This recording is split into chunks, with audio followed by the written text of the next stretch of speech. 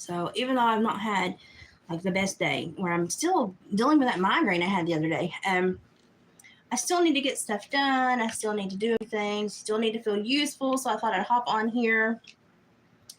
And I thought, well, I've got craft stuff I need to do anyway. So we'll just chit chat and I'll craft for a little while. So not a big deal. I have the little key fobs that I need to punch holes in and try to do some pretty braids to the key ring. So that's what I'm going to do while I chit chat. What I thought would be a quiet day on the internet, because people would be waiting and being respectful and while they wait. Because today is autopsy day, I thought people would kind of chill out and wait. But it's like the feud is just still going. Like people are, I guess, trying to hit while the iron is hot, trying to strike while the iron's hot. And it's just like, come on now, we can treat each other better than this. I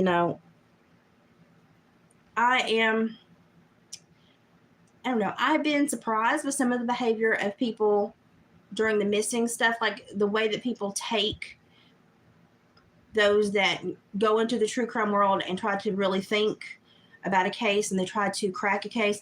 And then I get really tickled at the people that somehow take offense to the critical thinking, or the way that people break down the cases, break down the investigation, break down what the police are putting out.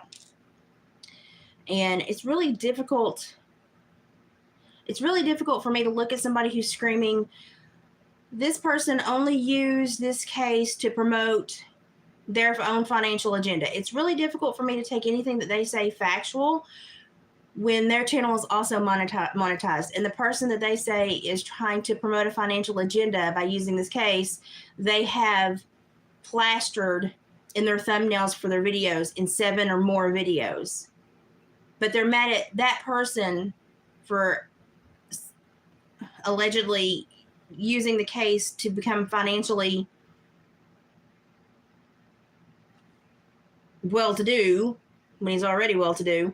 But then they're doing the same thing, but they don't look at themselves with that same critical eye.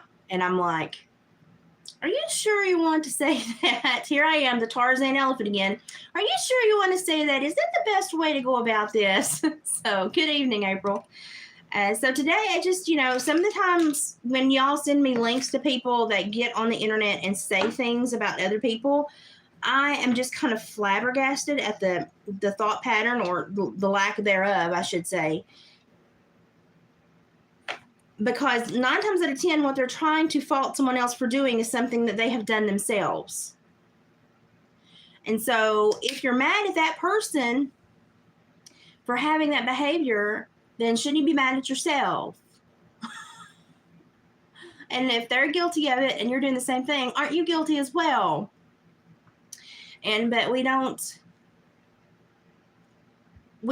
always look at ourselves critically. We want to look at others critically. But I'm here to tell you, if you want to step into this world, you have to be critical of yourself as well. And you have to understand that if you are saying that someone is manipulating the knowledge of someone else to make money, yet you're manipulating the knowledge of them to make money, I mean, it's kind of one of those yeah, but scenarios, because you're doing the same thing. So shouldn't we also be mad at you? And, they can, I've had several people go, well, what exactly are you doing? Well, I'm talking about this case because the psychology of the behavior of the teenagers really intrigues me. And I'm trying to look at every avenue of this because something does not seem right to me. And so I'm trying to talk it through with other people that have similar standpoints and similar perspectives on this. And they'll be like, oh, you just want to make money. And I'm like, dude, before you even sass me, did you check my channel? Dude, I'm not monetized. Never will be. But the whole fact that they think someone who is a millionaire at age 30 needs to use one case every couple of years to find new buyers for a music album when his base is pretty much solidified. I'm like, did you think about that at all before you went there? Did you look at this logically before you said that? You do understand that the people you support are also making money off of this. Are you going to be just as hard on them? No? Well, okay, well then your bias is showing. And if you're going to be mad at someone for becoming financially improved by handling this case, shouldn't you be mad at everyone who's trying to become financially improved by handling this case? It's one of those all or nothing things. You can't pick. You can't pick and choose. So it's flawed logic as far as I'm concerned. So I made a community post, but apparently I didn't know that this man existed. And, you know, that doesn't surprise me because I'm not on, and I don't surf, I don't channel surf a lot. So it didn't surprise me I didn't know it. But he was on there calling Ryan out, saying that he was just trying to find an avenue to release information so he could get more purchases on his upcoming album. Well, dude, his fan base has known this album's been coming along for a while. And we also know there's some release issues and it may be a while and that we're going to have to wait. And his fan base is going to buy this record regardless of what else he talks about online. His fan base is that dedicated. So what is the problem with him speaking about this? And what makes it any different from the people that you are supporting that you say are your friends speaking about this? Because their channels are monetized. They're making money. And they're putting his face in every thumbnail they create and milking the scenario. And if we're going to say that Ryan's milking it, then they're milking it just as much. So you didn't get notified. Well, it was the last minute decision and YouTube doesn't like me. So that doesn't surprise me. Yeah, Ron doesn't take super chats. He doesn't do long-winded lives and ask for money. He literally has proven to us by showing us his Facebook dashboard that he makes no money off YouTube. And the base that buy his albums are going to buy regardless. I mean, and the few people that may have picked up his name and been actually interested in his music that found out through this case are so minimal that it will not make a whole heck of a lot of difference. It's like saying that he had to stop in Tucson and take a crap at the 7-Eleven where he met this family who knew 14 other families and they bought his album. So he was stopping at that Tucson, was taking advantage of these people and manipulating people just to get new fans and people to purchase his album. So really, he was just taking advantage of that gas station having a bathroom and his bowels needing to empty, man. I mean, it's like, do you hear yourself? That's basically what you're saying. And it's like, come on now, before we go online, before we talk to hundreds, thousands, or more of people, can we run it one last time through our brain to see if it actually sounds logical? Because that did not sound logical. And it sounded hella jealous, to be quite honest. And it sounded very much like something a juvenile grade school kid would be like, you know, he sold more brownies at the bake sale because his mom is better known. He's using his mama's name to make more money so the people just go like him more. You know, and it probably boiled down to the fact that somebody else had a better table site, or somebody else's mom has been famous for making brownies since kindergarten. You know, it very rarely is little petty ideas like that the reality of the situation. Very rarely. And it doesn't make sense to me because he doesn't make any money off YouTube. And the people that subscribe to his channel are his fan base. And his channel's been between the like 2.2 and 3 million mark for like 4 years. So I don't see anyone really, you know, super, and just because they listen to him about a case and his opinions about a case doesn't mean they're going to go out and buy his music. We could probably look at album sales when this album comes out, and they're probably going to be in the same ballpark as his last few albums because his fan base is very much solidified. Hi, Tammy Lou. Dear subs, that's exactly what the.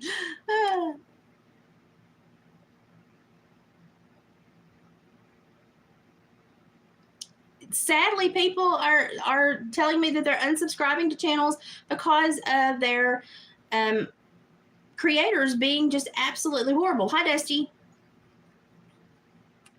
Hi, Gina. And the reason he called everyone crackheads because he doesn't have the capacity to have an argument in any other way. And so you have to not look at what they say, but you have to look at their skill sets and how they say it.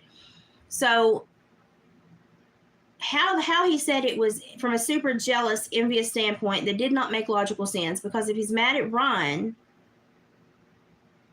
who he thinks is going to fictitiously sell way more albums because he looked at a true crime case and might make a penny, then he also has to be mad at everyone who used Ryan's face in the thumbnail, including himself in 7+, or used Ryan's name to get views or pulled in subs because of the tension between other channel creators and stuff, and they profited off that. Are you going to go and also go after everyone else who made a penny off of this altercation between these people? No? Okay, well, then you're just being biased against one person for the actions of probably millions nationwide. So that tells me that it's an unfounded aggravation. You're just mad at Ryan. You're just trying to find a reason to be mad. And the reason you're mad, if that's the valid reason, you should be mad at so many more people, but you're only picking on the famous guy. And to me, that's just, it has it written all over it that there's a different reason why he's upset. There's a different reason why he's upset. He's just not going to tell it to us.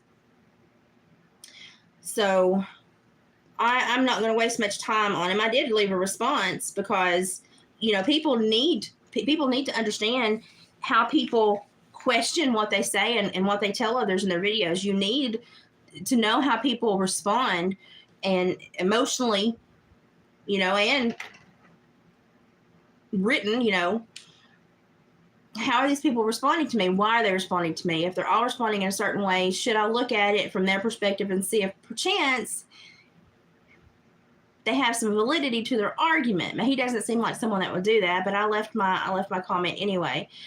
But the thing is unless you're going to go after everybody who made a penny, it's just an unfounded bias. But, I'll have him come after me and say something to me, even though I'm never been monetized and will never be monetized, and really was drawn into this case because of the behavior of the teenagers, which still does not seem right to me.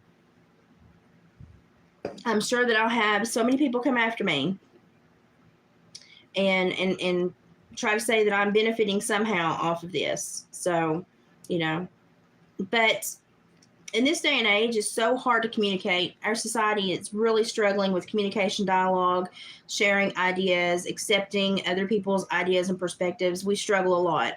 And while things personally for me did at times get too heated between everyone that was discussing and having panels, that's just not how I would behave. I can't tell those people how to behave. That's up to them. They're adults. They have to police themselves. But I can certainly tell you how it made me feel and how I responded to it. But I can't get up here and rag on everybody making a buck off YouTube. Like I said, I even said in that video where I spoke about Ikmail, I'm not going to dog the boy for making a penny on YouTube. If this was his profession before the case and it's his profession after the case, then there's a continuity there that I can't dog him for. A lot of people make money off of YouTube, and they make money off of cases that I wouldn't necessarily want to make money off of, but I don't get to dictate their world. But we have so many people that really want to dictate others' worlds, and they want to do it in the poorest way possible. They can't have an idea. They can't share a perspective. They can't, and the true crime community is difficult anyway. It is full of people that are very self-assured, very confident that their view is the only view. And, they're not the nicest people on the average day, y'all. They're just not. So it doesn't surprise me that this behavior is coming out. It doesn't surprise me that they're attacking Ryan. And it certainly doesn't surprise me that they're putting his name all over thumbnails and stuff like that. And like people were dogging me for putting his name in the things. If I speak about somebody, I'm putting their name in the title. But more specifically with Ryan, basically our form of contact is through YouTube. And lots of times if I do or cover something or say something that I want him to listen to, I will either tag with a hashtag or I will put his name in the title so that he knows, hey, dude, you might want to check this out. You know, I either spoke about you or it's something I thought you would find interesting. You know, it's just, you know, and people all the time want to find fault with you, or like people saying, oh, you know, you don't know him, you've never spoken to him, and you're just doing this to make money. You know, well, you can go to his channel and see where he was like, hey, Skin, I need you to call me. I can't make it any more clear than that. But I understand why people default to these emotions. It's because they're insecure. I understand that. But it's getting out of hand. It's getting way out of hand. Especially in the true crime community, it's getting way out of hand, you know. And I've had so many people say, well, you're not a true YouTuber unless you're making money and people pay to hear what you have to say. No. Making money on YouTube does not dictate if my content is worth anything or helping anybody. Making money on YouTube just dictates if I have another financial outlet to gain money. So that has never really made sense to me. But people all the time say, well, you know, it's only a good channel if you have to subscribe, if you have to join and pay a membership. No, I disagree with that. And I don't believe that money dictates anything's worth, because y'all pay for toilet paper. Do you know what I do with it? Nothing y'all want to know about. So that's flawed logic again. So we're seeing a lot of flawed logic from a lot of YouTubers who are just super jealous that other people are succeeding. Music.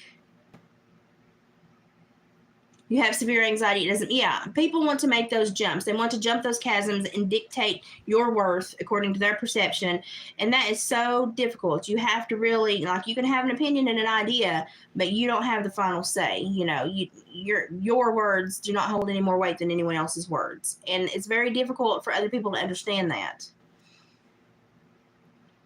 Gemma says Ryan is viral. He's a musical genius, and when he drops a video, yeah, it goes crazy. Like he's got that fan base regardless. This is just a side passion of his, and because he really is concerned about the way society is going. Really.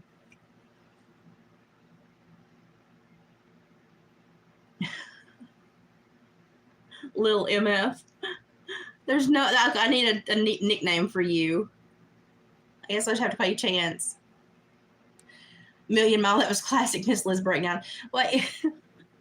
We call them Lizisms. I need to write a book on Lizisms. I swear I do. But, you know, people they're so quick to try to call out or hurt someone else. But they only do that because they're hurting them. You know, they're hurting inside themselves. So if someone is trying to cause you pain, it's because they're feeling pain. If someone is trying to defeat you, it's because they feel that someone's trying to defeat them, or they feel defeated in general. Normally, people tell on themselves. And because how they choose to make others feel is normally how they feel. So if there's a girl at school picking on you and she makes you feel like absolute trash, like you're worthless, it's because somebody makes her feel that way. And so to pick up on what people truly feel, you have to look at how they apply their energy to others. What are they truly making other people feel? Because that is normally what they feel. And that's how they kind of throw it out there and ask for help without asking for help. So,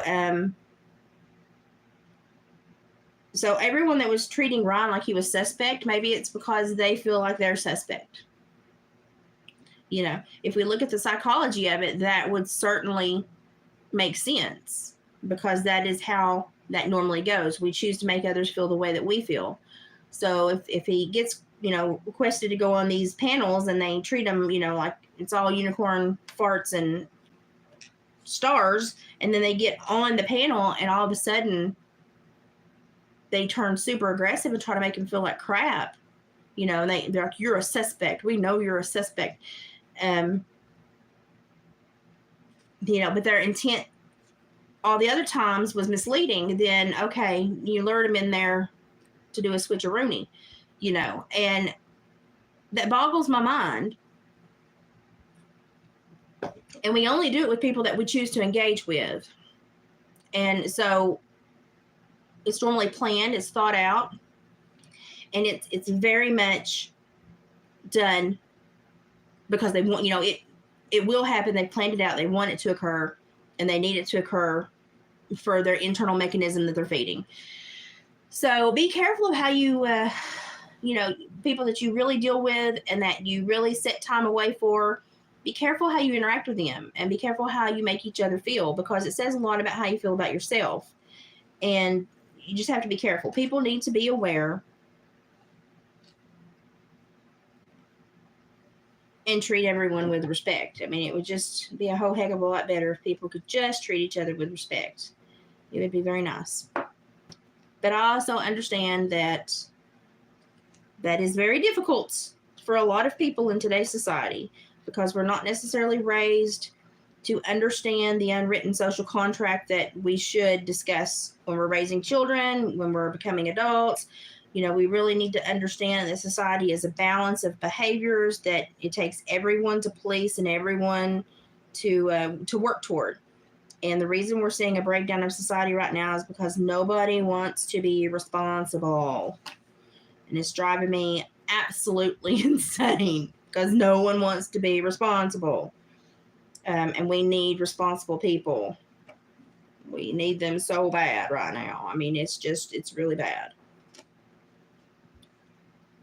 So when you engage with others, please be careful, because 9 times out of 10, when you engage with others, the way you engage with them not only tells, how great of social skills you have or do not have, but it normally says, this is how I feel about myself. So, and I don't know about you, but when I go in to have contact with others, my motive is never to make someone feel bad about themselves. Even when I supervised people that had plenty of reasons to feel bad about themselves, my motivation to have contact with them was never to make them feel bad about themselves. So why do we have so many people in today's society that the only contact they have is contact to literally generate a negative emotion? It's scary that we've gotten to here in our society. I'm braiding something. If you're wondering why I'm looking down, I'm braiding something. But it's terrifying that we've gotten here as a society, and we're supposed to have these big brains and all this knowledge and be smarter than the animals. But the animals seem to be doing so much better than us lately. Just, to be quite honest. So, but I was really let down by a lot of YouTubers, a lot of creators this last week who jumped on the bandwagon to just be negative and to diminish someone who was really thinking and trying and who would go on to these panels and try to be positive and then get attacked. And then they would be like, well, you're attacking, you're just coming on these panels to attack people. No, we came on the panel to discuss stuff, but it turned ugly rather quick. And nobody wanted to talk about it. Nobody wanted to talk about the treatment that they were creating, the treatment that they were putting on other people, and that they were creating this dynamic. But when it turned on them, that was the only time it was wrong. It was wrong from the get-go. Nobody just wanted to call it out.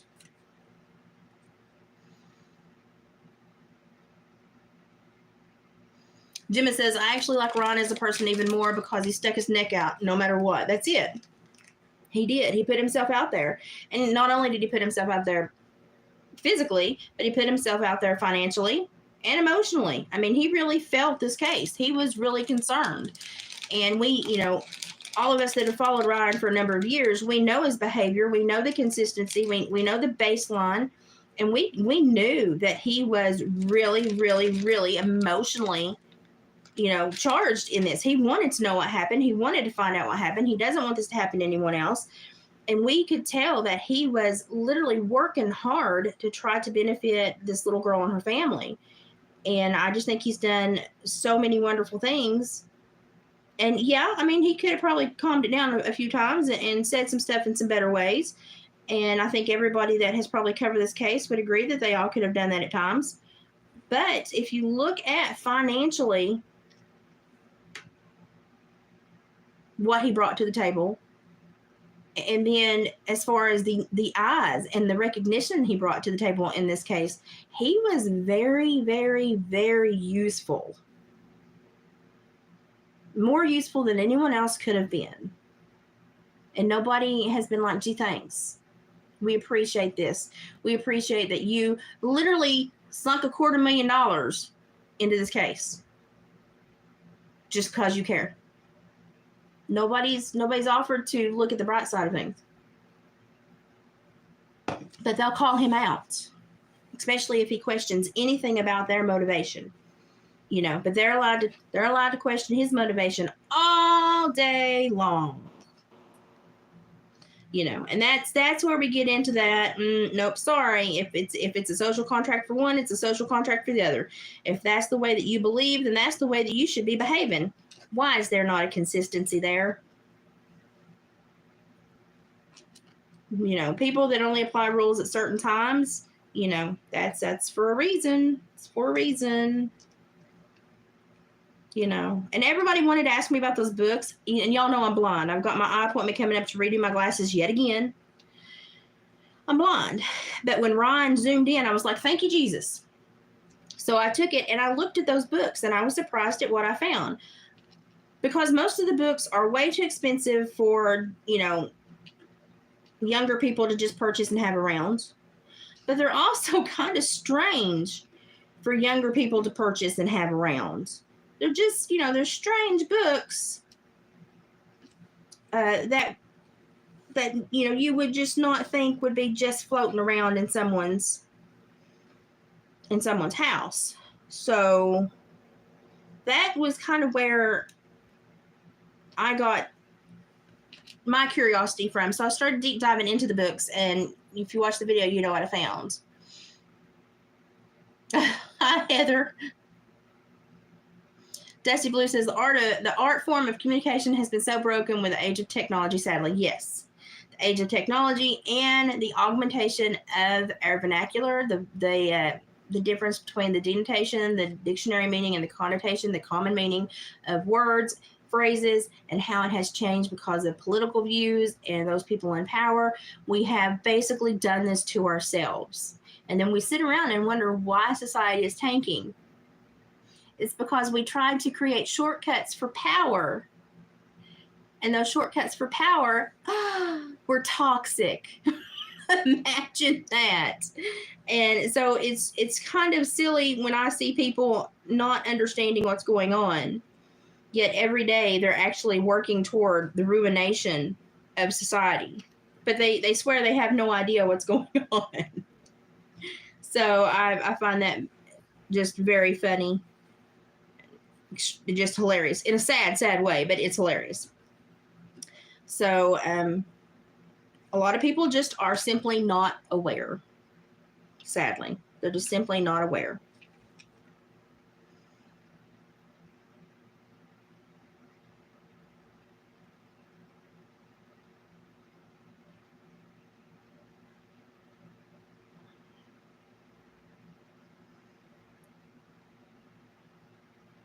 Dusty's getting a lag because he's in the backyard house sitting. That's okay, Dusty. You pop in whenever you can. You don't. No one is ever obligated to be here. I just get on when I have time and feel good, and try to share. Clara, honey, I understand. The last couple of days were rougher for me, so if you need a break, I completely understand. And for anyone that's getting really like super emotionally caught up into this, take a couple of days and just do normal things that make you happy. Walk away from it. It's something that you should do. And Clara, you've checked in with me all through the day, so bless your heart, honey. You take a break. Music says, I learned to never really show my true self because people like to downsize, degrade, belittle, and all of the above. That's true, but if you never show your true self, then you build a comfort. You build a comfort toward the wrong persona. And when you split yourself like that, it's dangerous because you start you start putting more emphasis on who you are not than who you are, and then you get tangled up emotionally and mentally, and you kind of lose yourself along the way. So if I would say anything to that, I would say, please don't do that. Please always take the time to be your authentic self. And if people don't like you or they degrade you, or walk away, because they're not people that will appreciate you, and you don't need to be around them. So, but society is getting harder and harder to live in. And it's a shame, because we should all kind of be invested, because we all depend upon society. And this whole idea of I'm an independent person, I need no one, is the biggest crock of crap, because we're all basically responsible for each other. We are all responsible. The world is everyone's responsibility. Society is everyone's responsibility. And the energy that we place in it, we are accountable for. So no one gets a pass. No one gets a pass out of this society and what's going on with it and how bad it's become. Nobody gets a pass. We're all responsible. And that's why I try to pay attention and understand the mode that society is going toward. And I try to talk about it and make people aware and say, hey, focus, try harder, avoid this, be aware of this. And we all need to put our best foot forward, especially when it comes to interacting and building communal support, and building support systems for those that are in trouble or having issues, like we watched this family go through this last couple weeks. Hi, Gypsy. Love your brothers and sisters. Absolutely. You love my shirt. Thou shalt not try me.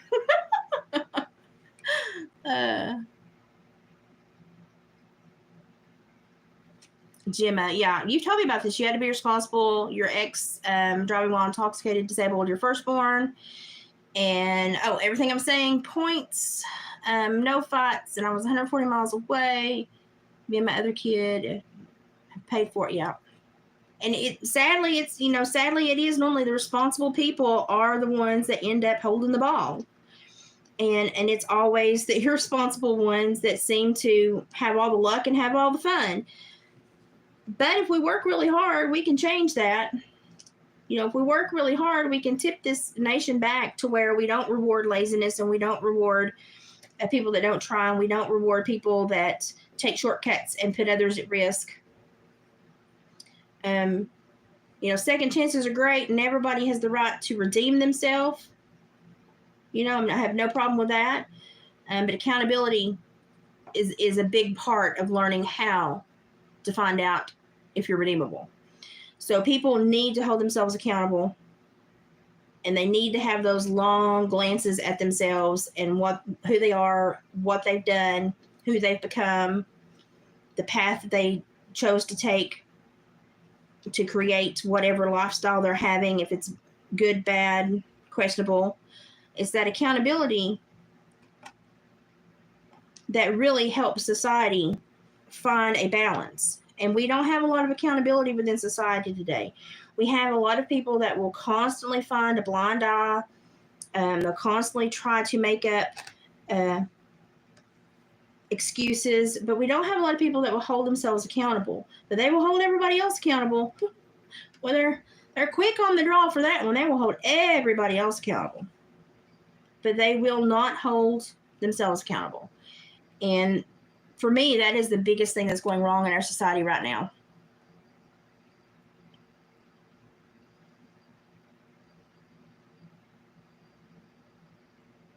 Oh, Gemma, I'm glad you found me too, but I think your story has, that when I meet people that have these stories where they have been so resilient, it helps me want to keep talking to people, because I know that there are a foundation of people out there that do have, the tough skin and the nature needed to change this world. Oh, thank you, Million Mile. I appreciate that. No, a lot of people don't want to see the positive, especially in anyone else, because then it would make them have to work harder to be a better person. And so many people are okay with just barely scraping by in the person category. We don't care. We don't care how we present ourselves. We don't care, as long as we can downgrade someone else beneath us, we think we're okay. And you should never, like I want everyone that I talk to walk away feeling better, to walk away, thinking the world is salvageable and they're important. And I would never want to say, okay, well, if I've got 5 minutes with them, if I can make them feel bad about themselves, then they'll walk away and they'll still think I'm this great person. That's not how you aspire to greatness. That's how you aspire to assholery. It's not how you aspire to greatness. How you aspire to greatness is by wanting other people to feel great as well, and creating that emotional momentum in people that are around you. People constantly walk away from you feeling like crap, you should probably wonder what you're doing, because it's wrong. It's wrong.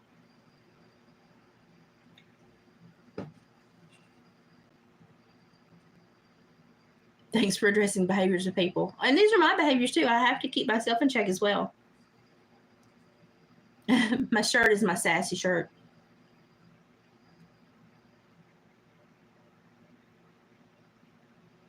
Yeah, well, normally the people that are called crazy and really have people attack them, it's because they're doing something positive, and they're doing something big. They're doing something big, and people don't like to reward others, especially in this day and age when everything is, everything's about me. So how dare this other person get views, or how dare this other person make more YouTube super chats than me, or how dare this person have a life that they've worked hard at and created, to be wealthy, and how dare this person even work good to have a personality that other people are drawn to. I mean, it can get that petty. It can really get that petty. I have seen huge squabbles in families and communities just over families that were upset that other families were respected more. Well, how do you know they're respected more? Can you read minds? No. Okay, well, where do we get this byline? Well, the way people treat them. Okay, well, the way people treat you is in direct correlation to how you treat people. So if you want the way people treat you, the way that people treat you to change, you need to change the way that you're treating people. It's really that simple. And they didn't understand that they had the power to change that. They thought it was like luck of the draw, and that these people were just blessed. No, it's normally hard work. It's normally hard work, and being very aware of how you make others feel, being very aware of what you give to your community, and keeping yourself in check. There's lots of times I would literally just like to walk up to somebody and just, read them the right act. But it's not going to do any good. And if anything, it would turn them away from possibly being open to something I have to say down the road, which could impact them. So I have to go, no, probably need to hold that one in. It's probably not going to be beneficial for either of us. Maybe if I just keep trying, eventually I'll reach them.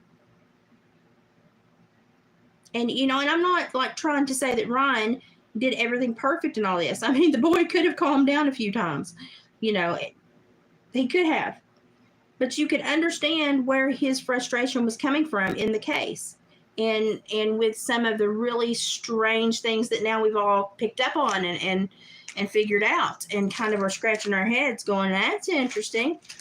He was way ahead of most of us in finding those things out. And now we understand why he was so frustrated, because nobody else could understand what he was seeing.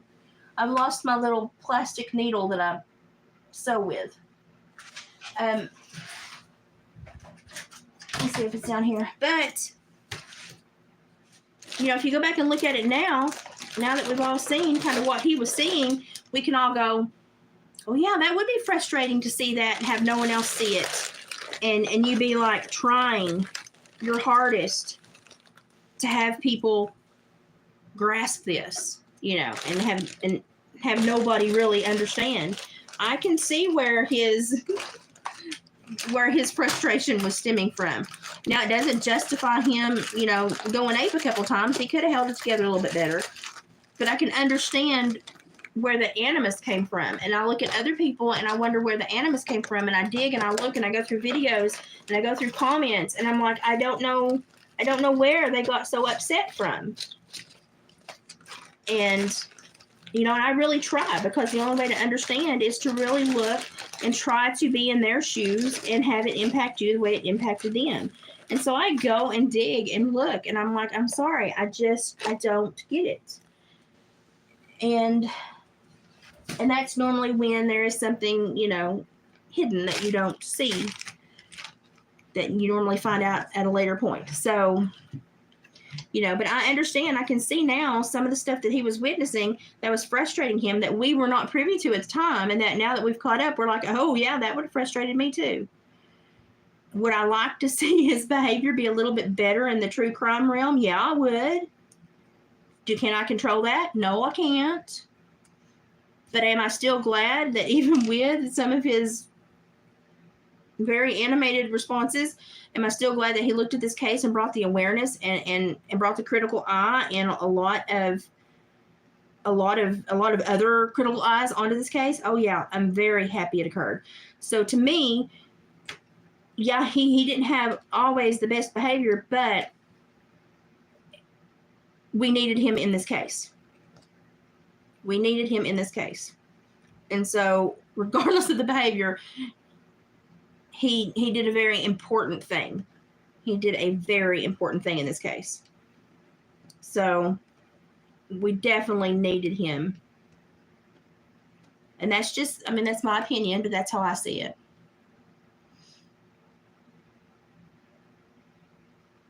Becca says, I learned more and more each day how much lack of accountability people have. It's all age groups as well. Yes, there's not anyone that gets a free pass. Literally everyone whose foot is touching the earth today is responsible for the state it's in. Accountability is the biggest, it's the most life-changing thing that you can learn to apply. Annette, a lot of people aren't getting notices. It's okay. YouTube hates me. It's okay. I understand. They don't like me. Literally, I have one more strike, and I can't really explain why I have 2 strikes. So, like I said, if I ever don't show up here, you can find me on Brighteon under Hillbilly Heart, which I already have videos uploaded there. I have tagged a Rumble page. I've already got it secure, Hillbilly Heart on Rumble. I just don't have anything uploaded there yet. And I'm thinking probably Odyssey might be somewhere that I might choose to go should YouTube finally throw the last dart. We have a very strange society right now with very strange rules. And it shows in all demographics, all strata of society, the super rich and super poor. We're all screwed up right now. We're all screwed up. Haley says, did you see the interview where it says that Xana girl was kayaking right over where Kylie's car was found? Yes. And I saw that video and I was like, whoa, why would anyone willingly go to a public place of water where it's possible that something bad happened within the last week or two? Why would you just want to go there in kayak? That creates a lot of questions, which Ryan has gone over some of those thoughts. But for that to be like the first video you do in years, that's weird as heck. But I certainly, like, if they said, oh, someone's missing from this area, I certainly wouldn't go and be like, oh, let me kayak right on this body of water where she was parked last week and suddenly disappear from. That would not be where I would choose to put my person, because I would know that there's an active investigation and I don't need to be anywhere around that. So when Mama Church made a statement about that the other day on Instagram, I was like, is this not the same body of water where they just, and she was like, yes, it is. And I was like, oh, and all of these things singularly, mean nothing. But when you start to look at everything together, it does create some questions. And I just want to know when it became illegal to have questions and concerns and theories. I don't know why people are so upset with people that critically think, and it's not even, I can understand if someone's putting your name in and wondering about I can understand being upset. But the people that are whining about it are people that go online and literally talk about other people and put other people's names in it all the time. They do this. This is their profession, true crime. They do it all the time. So my big thing is, why be mad when somebody does it to you? Because obviously you know how it works now. Everyone's suspect. So, why the big blow up of emotions when it happens to you? Because you should kind of know that that's protocol. You should, right?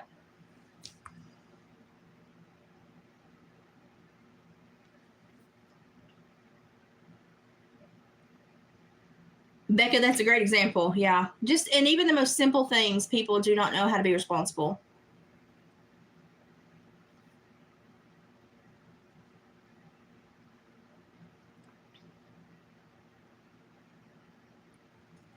Okay, who was supposed to be the PI? Please do not tell me that guy that I put in the picture was supposed to be a PI.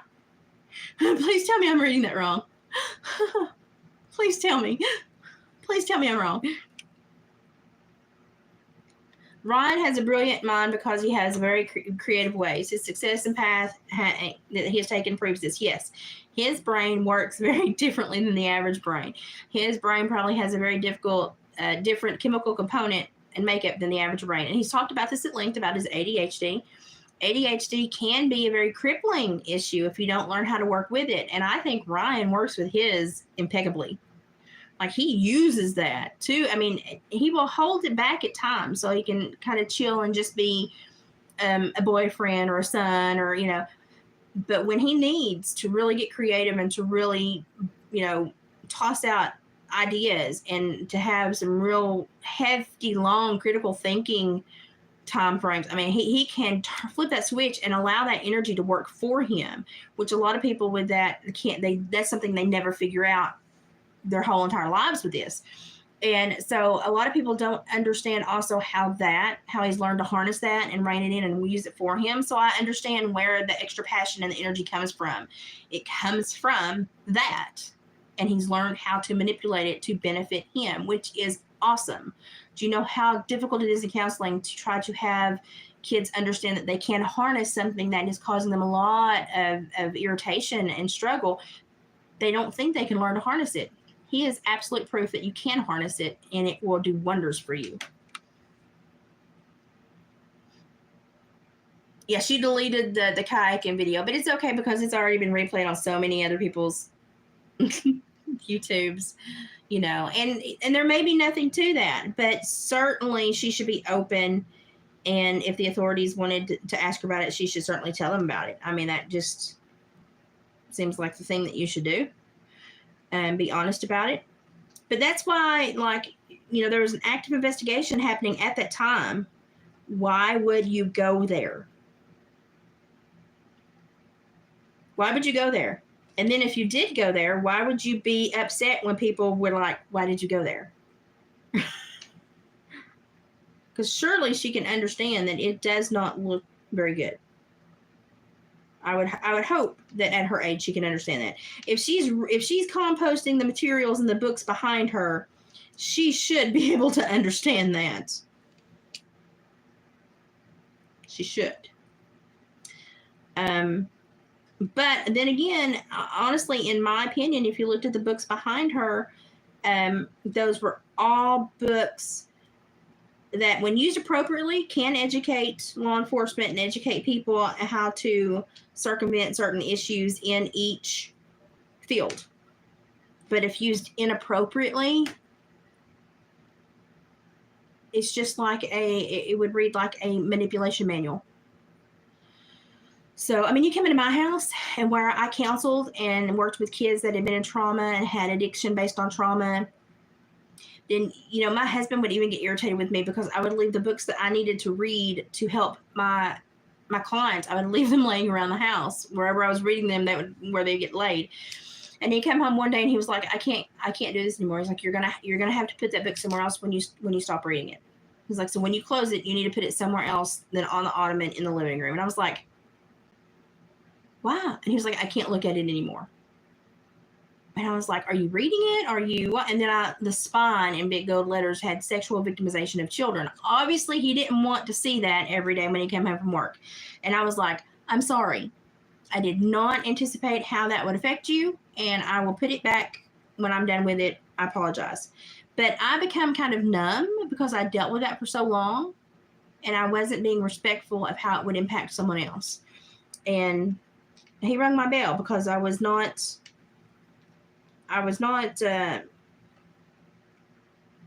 helping him feel very good about that. That was something that bothered him.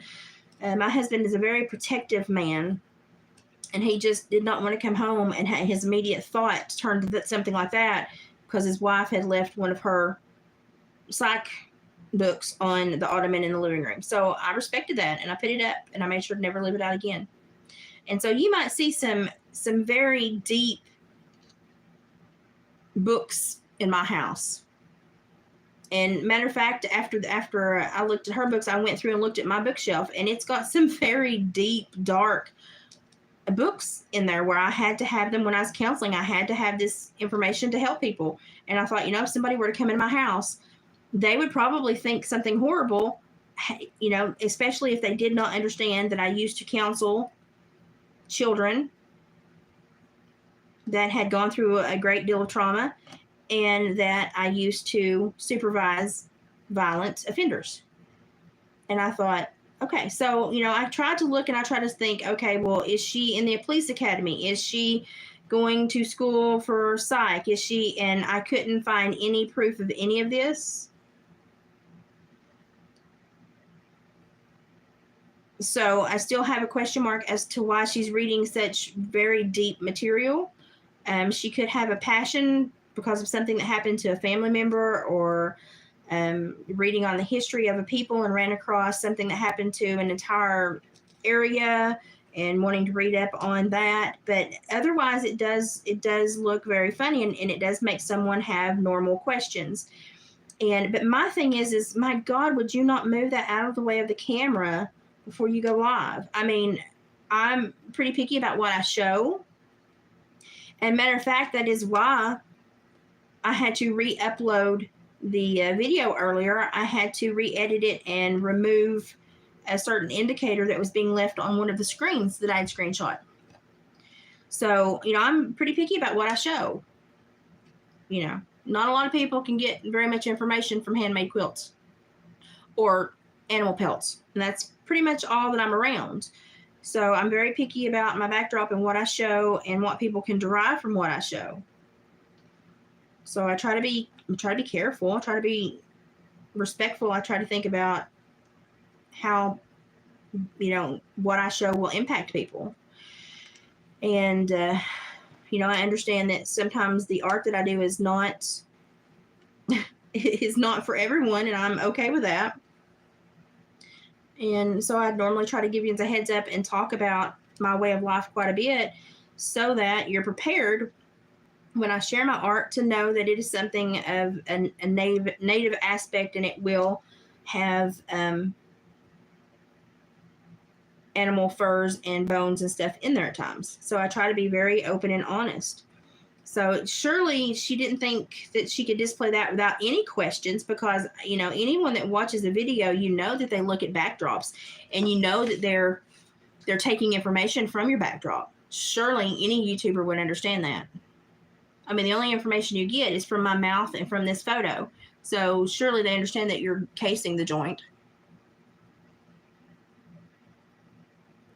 I don't think they like me. And they don't like me either. I understand.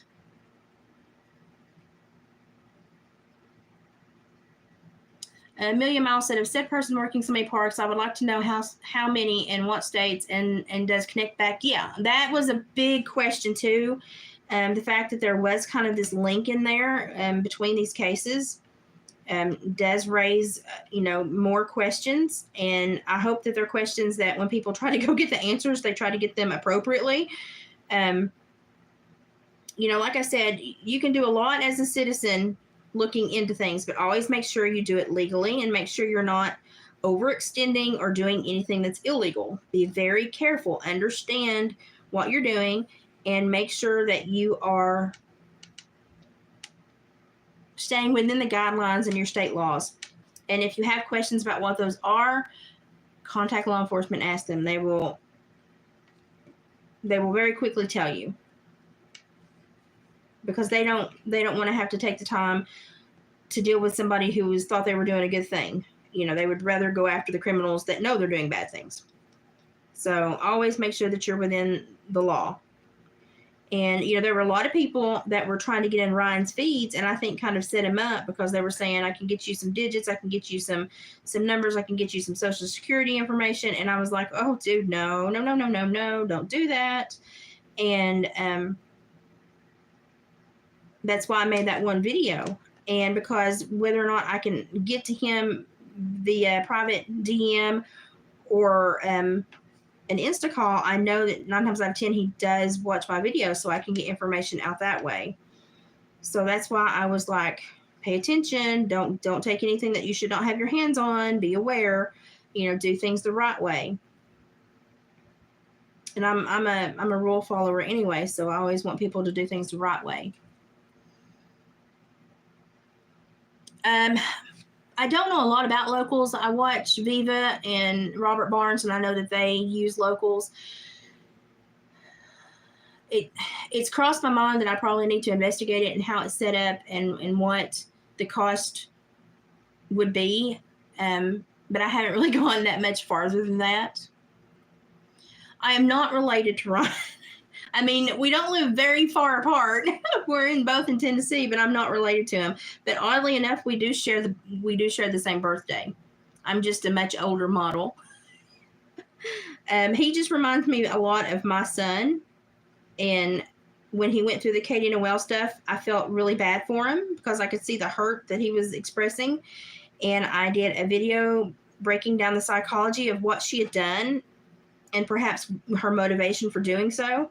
And he responded immediately, and we ended up talking a couple times and building a little bit of a rapport. Now I don't have unlimited contact to him, and when he's doing well, matter of fact, I don't hear from him at all. And if I don't hear from him at all, that means he's doing well, and that's great. I don't want to hear from him. If he's doing good, it's okay if I'm out of the picture. But we do like to pick each other's brains in the comment section a lot, and we do like to, if we both find ourselves kind of going after the same story, we do kind of like to see where each other's brain is going. But I'm not super close to him or anything. I think he just respects my viewpoint and the way I speak about the topics I speak about. So, but he reminds me a lot of my son. So, and I mama him the boy to death, like I do. Like I treat him like he might as well be my own child. And I will mama him to death, and he tolerates it really well. I have to give him props. He tolerates it really well. And because he could tell me to shut up and leave him alone, and he never does. But honestly, sometimes I'll be like, he's gonna get fed up with me over this one, because I don't always agree with him, But he's always respected what I've said, so it doesn't seem to be a problem. I think he's a pretty good boy. I think he's one of the people that makes me feel that we have a hair's breadth of a chance in the future.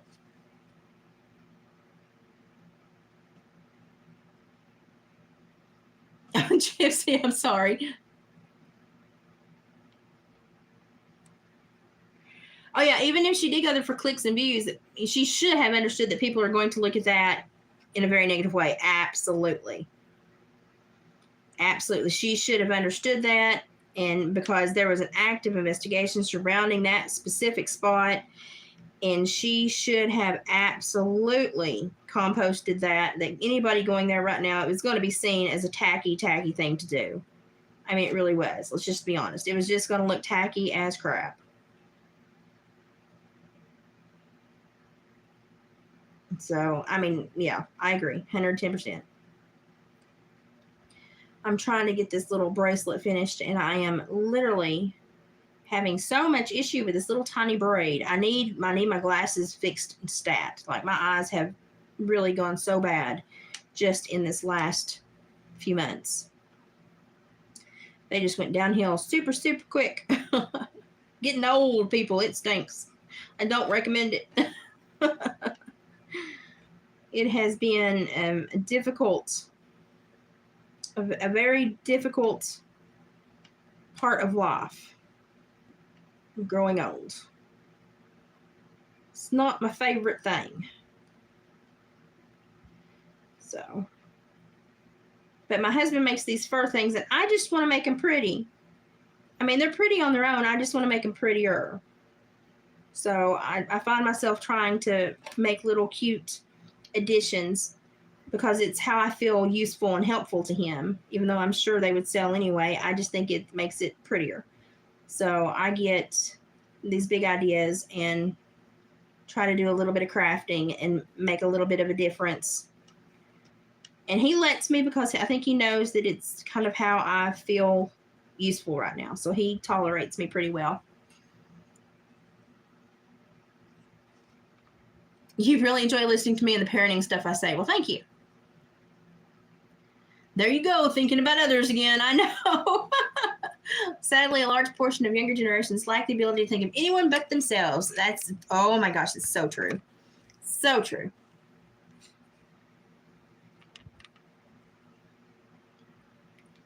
Oh, there you are. I see you. I thought you were busy. You're checking on me. You're supposed to be having a good time. She says it's hard for the younger to think for others, in my honest opinion, because no one modeled that to them in any capacity. So their modeling is after media based. Yes. Great point. And then she goes on to say, but there are more and more of us all the time shining the accountability back. That's it. And we have to do that because they did not have those people in their path when they did grow up. And a lot of the accountability is a learned behavior, and it is role modeled, and that's how they learn it. That's how they pick up on it.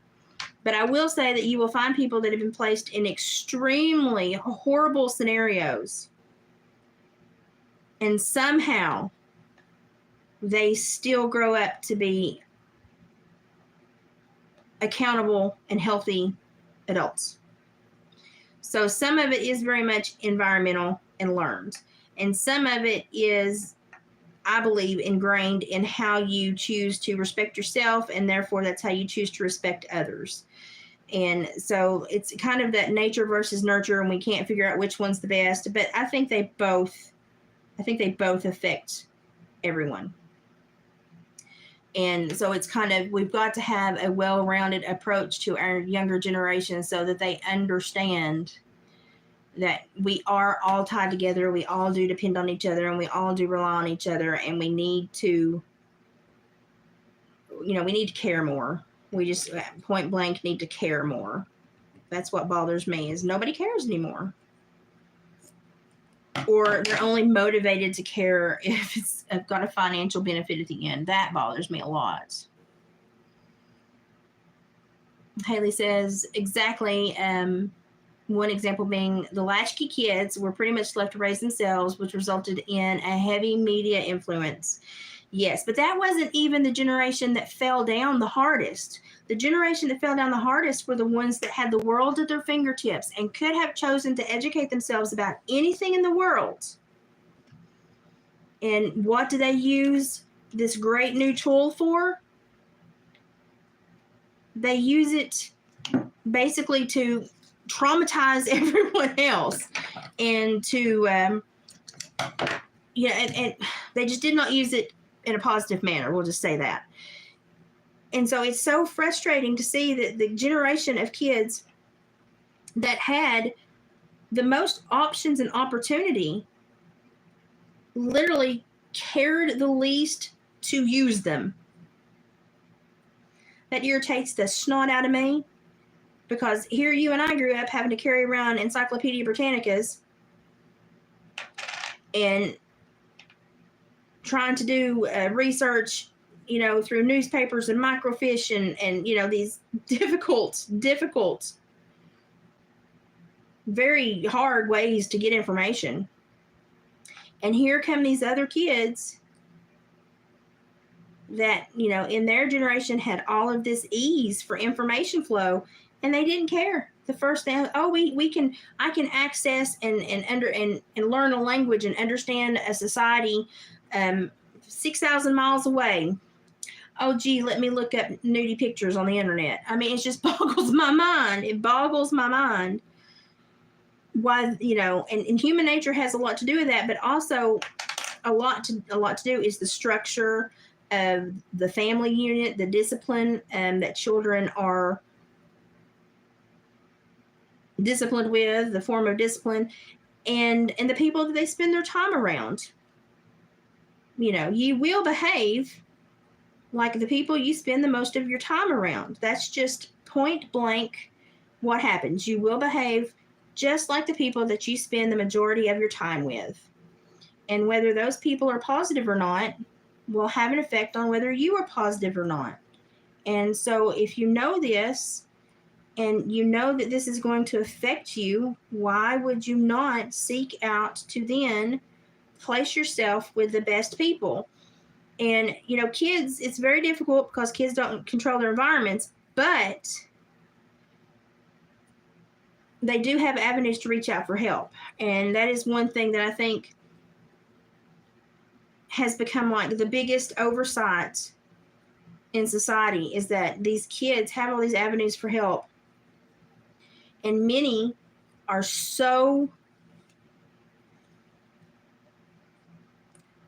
trying to find the right word, many are so leery of adults because of our own society and our own behaviors that they never seek the aid through these avenues of help, because they've seen so much negative behavior from adults, they don't even believe that there are good ones left to help them. And so you can have all these programs for children set in place to salvage children and to save children, but unless the children can trust and reach out, it's not going to work.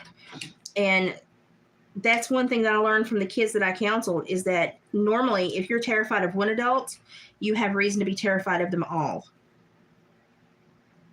So that is one thing that I learned when I counsel kids. And it doesn't matter how great the commercials are or how great the flyers are that they hand out. If they have any reason to not trust one adult, they're not going to trust almost every adult they come in contact with. And the kids that I counseled, it would literally take me weeks to build a minimal rapport. And by the time they left me after doing all of their hours in group therapy, they didn't want to leave me. They would cry because they wanted to stay, because they had found a safe place with someone that they could talk to and trust. And they didn't want to leave. And I would have to tell them, hey, but I've given you the skills you need to go out there and to make your own safe place and to choose your own safe people and to continue this work we're doing here out there. But they didn't, they didn't want to believe it. It was hard on them. It was scary. And that was the hardest thing for me, was when my kids were graduating and I knew they were going to have to go back into a society they did not trust. Now I'm gonna have to glue this really quick, and then I'll wipe my hands off when I go through the rest of the comments. But so it's really the kids that had the biggest outreach have shown the smallest capacity to use it. But I will also say that the form of outreach they had in the internet was also the biggest form of assault that the abusers would use. So they were, probably scared of even trying to use the internet for anything positive, for an outreach, because they knew what was really going on. These kids are not stupid, especially the ones that have been through this and been victimized. They're not stupid. They know the avenues that their attackers use. And that is why many of them are sour towards society and a lot of the social outreach, because 9 times out of 10, those social outreaches are also monitored by people or also have volunteers that are not there for the right reasons.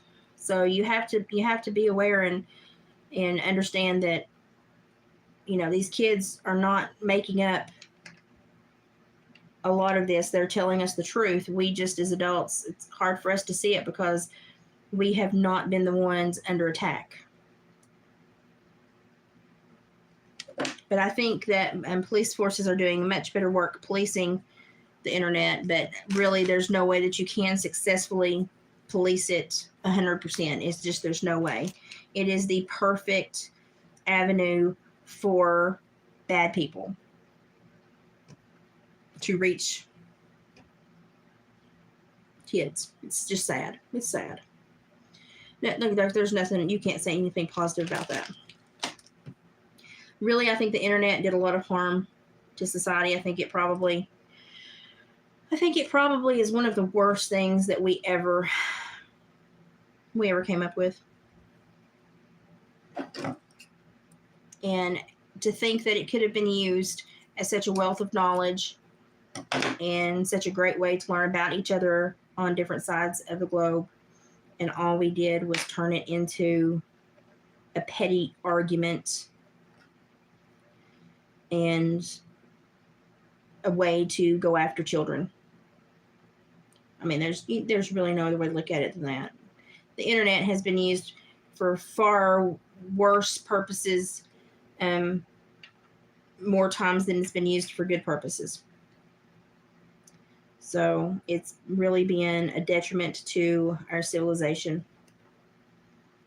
And I would debate anyone on that any day of the week.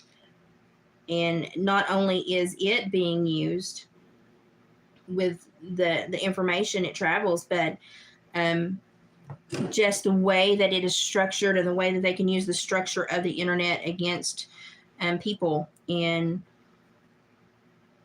you know, there's a whole deep dive there, y'all, that you could get into there about how the internet and the wide area networks affect the human body and how it functions, and perhaps how they've built networks that do affect physical bodies. So while we're all sitting here worried about what kids may see on the internet, maybe we should be worried about what their bodies are going through while they're on the internet. That's been a scary one for me in some of the research I've done. Because let me tell you, anything that has an energy or a vibration or uses the local area to send vibrations or connectivity through, it will affect the human body. How does it affect the human body? Look into it. Look into the human body. Look into the biofield. That's a dirty word, by the way. And look into WBAN. I'm not going to say all that because I'll get tagged, but look into that. And you might be surprised what you find. I know I was. Horribly. It was scary. So here's what I've got so far. And I'm going to put some little beads off of these. I thought that was awfully cute. Isn't that cute? It's very cute. And this is raccoon, by the way. This is raccoon hide. So, okay, let me go back here.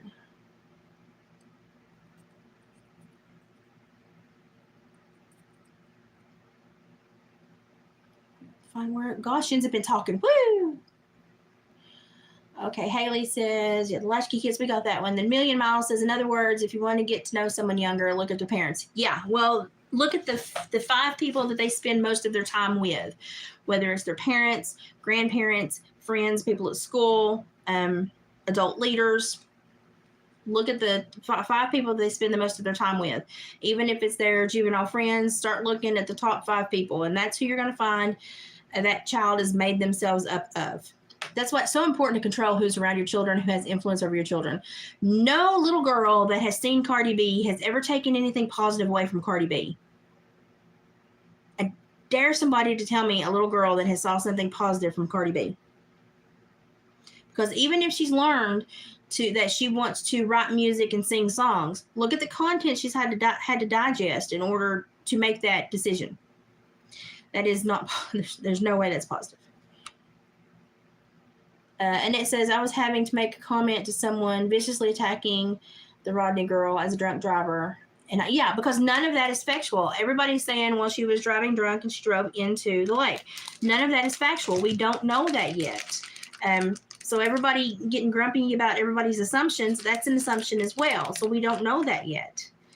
And we have to wait for the toxicology and stuff to come back and what they're able to get. Because after this much time in water, I don't know exactly how much we can look forward to them discerning. So we're just going to have to wait, and get the answers from the toxicology reports. But people want to follow that path because it's comfortable to them. And, and I've had to say that, that is not the answer here to everything, because that is only an option. We do not know if that is valid information, so we can't run with it, and we can't throw everything else out because, we think that's right. We literally have to hold on to all information and wait. And it's painful to wait. I understand. It's not pleasant to wait, especially if you're impatient. But we have to wait because certainly we want the information that we do get to be correct. I hope people want correct information. I hope they're not just out there willing to accept anything. But I've had to remind so many people that is not factual evidence. That is just statements from people at the party. And at this point, we don't know if that is statements, if those are statements that we can actually trust. We don't know. So we have to wait. And a lot of people just do not enjoy when you remind them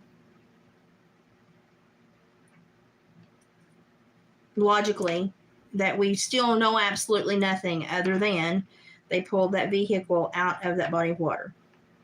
That's all we know. That is all we know.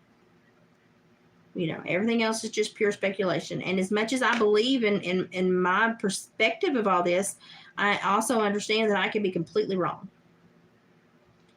But I think that I hit it pretty close on the whole Ronnie thing when I said, listen to that boy. He's having somebody do this, or somebody that he's, because that boy and the breathing pattern, it's, they're close, somebody that they're close with, or he's doing the same voice. And it was somebody that he was obviously close with. There's basically a familial bond with all of these people that have been pulling these behaviors online. So I thought that was interesting. So I kind of was like, hey, at least I picked up on that, And people do think you're crazy when you care. People, that it makes them comfortable. It makes them uncomfortable when you care, so they have to make you uncomfortable for caring. It's all that, how do you feel? That's how you make others feel. Haley says she was literally the only teacher that had a full class on the last day because they didn't want to leave me. Yeah, I've had them cry and not want to get back into the van to go back to their home where they were in state's custody. Oh, we've got Country Christian with us. I'm glad to see her with us. She's been so busy and had so much going on. It's nice to see her around.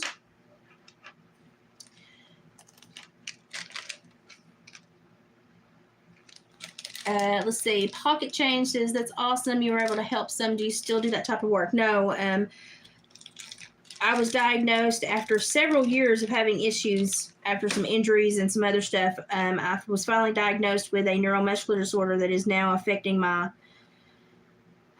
organs. And it's mostly affecting my digestive tract and my pancreas. So I tried to, I left the parole stuff because as soon as I was diagnosed, I had a little guy that hated me that was a manager, and he kept saying I was a liability until miraculously they decided I was a liability. It was a horrible split. It was an ugly split. And basically he thought since I was now going to be more of a desk body that I was going to take his manager job, which I didn't want his manager position. I'm not a manager. I have to work with people. And so I left the parole stuff and just started counseling kids in state's custody again. And that's all I did for the last couple of years that I worked. And my hospitalizations were just so numerous, and I was so sick that my doctor was finally like, "You've got to stop." And so finally I decided it was time. And I talked with my husband, and he was like, "Yeah, it's time. You've been too sick. You're in the hospital too much." And I was constantly having to pare down my client list so that I could just maintain a few, because consistency is key for people that are, that require help in that realm. And so I had to pare down my list so that even if I was sick, I could at least catch them on a couple, 3 days a week. And when my hospitalizations became that numerous, I was just like, it's time to stop. It's time to. So I had to start then slowly passing them off to other therapists and getting them situated to where they were comfortable. And then I had to quit. And so I've been disabled now for about 2 years. And to go from working 80 hours a week to being at home, it's difficult, but I've also been super sick a lot, so I know it's necessary, but it still is, it's aggravating, because I really loved what I did. And I'm so remote. I'm about an hour and a half from any area where I can actively use my education. So for me, since my legs and stuff I'm going crippled with this too as well. Since my legs only have a certain number of steps every day that they give me, and I never know how many they're going to give me. And I have frozen muscle, and I'll go into like MS attacks where I lose the use of my legs and hands and stuff. It's very scary for me to travel that far for work, and my husband was not having it. And so I tried to do online stuff for a long time, and I even went back to my old school jobs of transcription. And so I worked for a commercial company that when they had their brainstorming and meetings and stuff like that, they would send me their hour-long talk, and I would transcribe it, because I used to type like 108 words per minute. And so I tried to do that, but as this kept affecting more and more parts of my body, my hand coordination, my fine motor skills started to be affected. And so I used to type 108 words per minute, and now I'm doing good to really get around 45. And I could not meet the time deadlines on the work. And I worked for a lady that was from Ireland originally, and she was so precious. She was so kind and understanding about everything. And she was willing to try to stretch the deadline out and give me more time. But it was impossible between the problems I was having, the hospitalizations. And so now on my good days, I try to craft to keep my hands working, which if you've seen me trying to fiddle with this braid, I get frustrated easily. And if I have a bad day, I may be in bed for 3 or 4 days, then I may have a good day or two. And if I'm ever lucky enough to get a good week, let me tell you, I'm the happiest person in the world. And I just kind of get through it now. And I've gotten used to feeling like crap and gotten used to my limitations.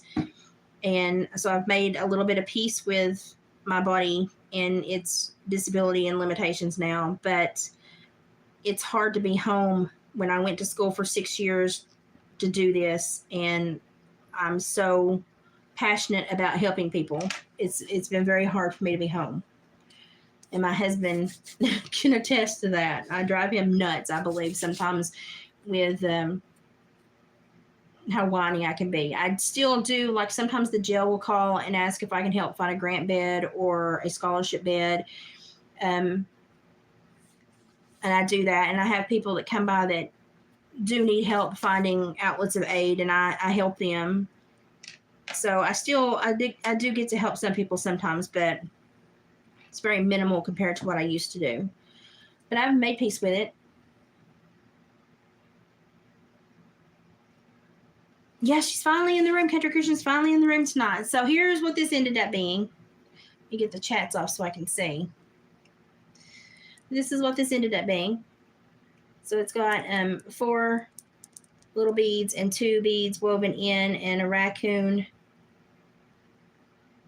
key fob with a leather back. So that's how that one turned out to be. So, and my husband just normally puts the keychain through here, which is great. I mean, they still, he still sells them and stuff. If I feel good and I have time, why not make it pretty? Why not make it pretty? So I make it pretty. And he probably rolls his eyes when I'm not looking, but that's okay. I enjoy trying to be useful and helpful, even though I'm probably not being useful or helpful. In my head, I'm being useful. So, but that's what I wanted to come on tonight and discuss. Just the overall demeanor of the internet and people. And, if you're going to place expectations on people, place them on yourself. If you're going to look at people in such a critical mindset, look at yourself the same way. Understand that sometimes how you're trying to make other people feel, you do that because that's the way you feel inside as well. And just be aware of how you affect people and the energy that you push out into the world, and make sure that hopefully you're putting more positive energy than negative. And just try to be kind when you can, firm when you have to be, and make healthy boundaries, because those are the biggest gaps I see in human behavior right now. Is we're not clear about our expectations of ourselves or others, and we don't place good boundaries, and so we have a lot of altercations with other people that could have been completely avoidable if we just held ourselves to the same standards that we held everyone else to. So that was my big question with the guy that shared Ryan's thing, saying he was just trying to sell more records. I'm not sure that the older age group in the true crime community is going to be a huge consumer of country rap. Just not sure about that.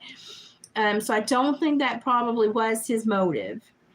So we probably need to think a little bit more clearly about that. But if you're going to be upset with Upchurch for trying to make money in whatever convoluted way you think he's trying to make money, then you should also have that same critical eye on everyone else using YouTube to make money off of the story, especially yourself, who has Upchurch in 7 or more thumbnails on your videos. So it just makes you wonder. And for the people who want to come back and say, well, you say his name, I'm not monetized, nor will I ever be monetized. And literally when I put his name up there, it's so that he knows I've talked about him and he can watch the video if he wants to. And that's only because I do have a little bit of contact. And that's the only reason I do it. I'm not making any money. But I just found it humorous that person went there and thought like that. And I was like, but all your friends are making money. They are using his name and they're making money, and they're using the girl as well. So if you're mad at him, you should be mad at them, because it's the same foundational squabble. But people are not very self-perceptive, and they get very mad when other people ask them to be, because they don't want to look at themselves. They just want to look at other people and feel better about themselves. But we can't do that. If we want to hold people to those standards, we have to hold ourselves to those standards as well. What goes around comes around. It's good for the goose, it's good for the gander. We got to all work to be better. So that's where I wanted to go. I think I'm done for the night. And go watch the video I put up earlier. I did go through the books like y'all have been asking me as soon as Ryan zoomed in so I could tell what they were. It is a question mark. It is a concern. It is a weird coincidence. And,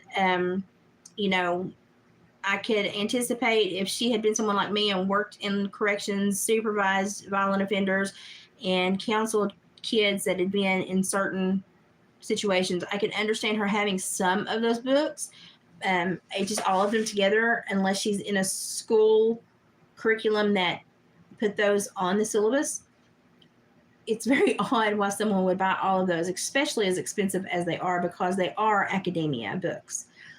So yeah, I found that very intriguing and very, weird.